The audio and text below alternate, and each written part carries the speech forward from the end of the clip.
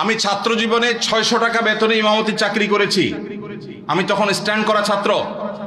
আমি তখন চট্টগ্রামে হাটহাজারী মাদ্রাসা, বাংলাদেশের সবচেয়ে বড় মাদ্রাসার ভর্তি হওয়া ছাত্র। সেই বড় মাদ্রাসার পড়াশোনা বাদ দিয়া মফস্বলের মাদ্রাসায়, জেলা পর্যায়ের ছোট মাদ্রাসায়, তার তুলনায় সেখানে গিয়ে ভর্তি হয়েছি।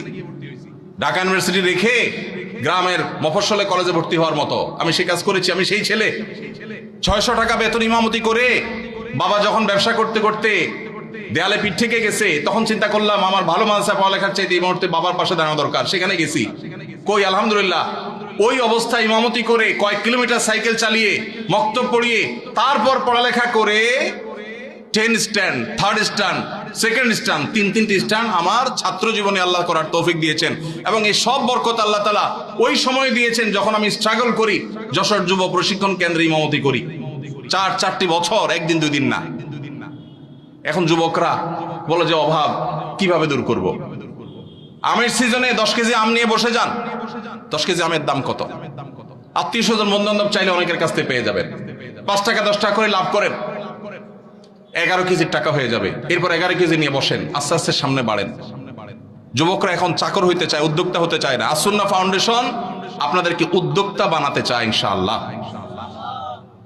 আমরা একটা সার্কুলার দিয়েছিলাম কিছুদিন আগে। আমাদের কাছে এমনি সাহায্যের জন্য আসা লোকের অভাব নাই। সার্কুলার দিয়েছিলাম যে যেই কোনো গরিব, অভাবী, যুবক, তরুণ, যে কোনো বয়সের মানুষ সে যদি আবেদন করে আর বলে আমার একটা দক্ষতা আছে, 100 লাখ টাকার পুঁজি হলে আমি পায়ের উপর দাঁড়াইতে পারবো, সে যদি এটা সুন্দর করে বুঝাইতে পারে তো ফাউন্ডেশন সেটা করবে। আপনারা জেনে অবাক হবেন, এই সার্কুলার দিয়ে 1-1.5 মাস গত হয়ে গেছে, এখনো পর্যন্ত আমরা তেমন কোনো আবেদন পাইনি। ফেসবুকে ওপেন সবার জন্য, যে কেউ গুগল লিংকে ক্লিক করে দিতে পারে, কিন্তু উল্লেখযোগ্য আবেদন নাই। যে সমস্ত ভাইয়েরা হালাল উপার্জনের কোনো পথ খুঁজে পাচ্ছেন না, তাদেরকে প্রথমেই বলবো একটা কাজ করেন, অভাব দূর হয়ে যাবে। সেটা হলো ভাব ছেড়ে দেন। কি ছাড়তে বলছি? ভাব।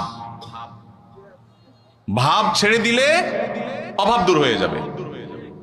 ভাব ছেড়ে দিলে অভাব দূর হয়ে যাবে। বুঝেন নাই কথাটা? আপনার সাথে যায় না এই কাজ, এটার নাম ভাব। এটার নাম কি? এটা আমার সাথে যায় না। আমি কিভাবে একটা শিক্ষিত ছেলে এই কাজ করি? এটার নাম ভাব। এটার নাম কি? এই ভাবের অভাবই বেশি। ভাবের অভাবী বহু লোক আছে, হায়রে কান্নাকাটি, ওরা টাকা নাই, পয়সা নাই, অভাব অভাব। বাচ্চা কাচ্চা নিয়ে চাইনিজে খাইতে গেছে, মন খারাপ। কারণ নিয়ত করছিল এবার ব্যবসার লাভের টাকা দিয়া পোলাপান নিয়ে একটু থাইল্যান্ড যাবে, হইল না। কক্সবাজার আসছে, মন খারাপ।